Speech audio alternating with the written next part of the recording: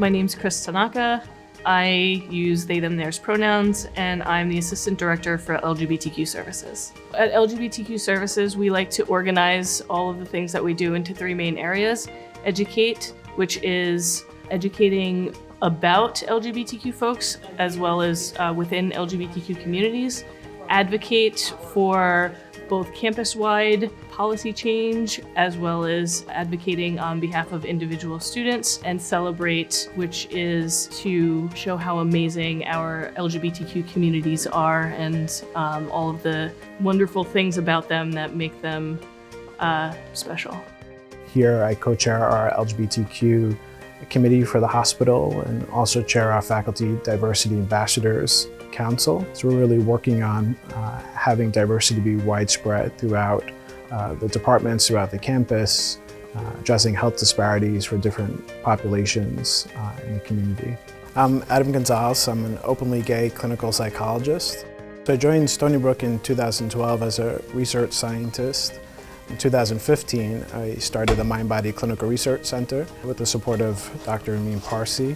And then most recently, I became the Director of Behavioral Health for the Department of Psychiatry and Behavioral Health. I identify as a man, as a trans man. My pronouns are he, him, his. I'm in the School of Medicine. I'm a first-year medical student, but I have a PhD right now. When I first came to Stony Brook, I also received the Turner Fellowship, which helps support underrepresented people in graduate school education.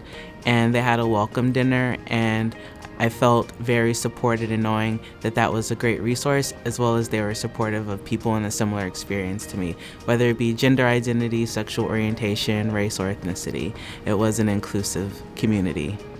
Hi, how are you? I'm good. How have you been? Very good. From the first moment that I got to Stony Brook, I always felt extremely included here. I felt extremely comfortable and extremely welcome. We have, a fairly diverse class that we have here, ranging, all different kinds of ethnicities, gender, both identity, gender expression. Myself as an openly gay resident, we have other openly gay residents. No one I know has ever really faced any kind of an issue with it. It's always been a welcome environment.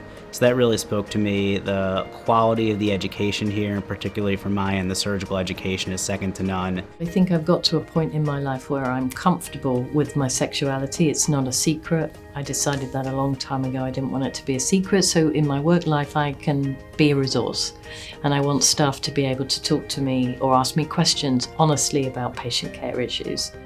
We have children who are admitted who have identifying as the opposite gender and are thinking about being transgender and trying that on really, and the staff can use me as a resource to talk that through, certainly with pronouns and how they can involve the parents as well. So those sort of issues come up, and I think being open gives them a resource, someone they can go to, which is helpful, and I'm okay with that now. I'm the Associate Director of Nursing for the Department of Psychiatry and Behavioral Health, and I identify as a queer woman. In the future, I'm looking forward to starting more in the clinic. So over the summer, I will be in various internal medicine clinics and pediatric clinics. So I'm looking forward to interacting with patients, and we're going to do more outreach because Trans Day of Remembrance is coming up in November. We want to bring in people from the community to talk about their experiences with physicians and what the university and the School of Medicine can do to better support them. I like being involved and helping to bring about more inclusive care, better future of medicine, and treatment of the LGBTQ community. We recently submitted our application to the Human Rights Campaign to become a healthcare leader in LGBTQ care.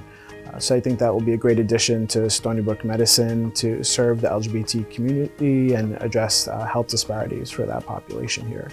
I think Stony Brook has a lot to look forward to in the future as we start to consider folks in all of their identities, gender, sexuality, race, faith, ability.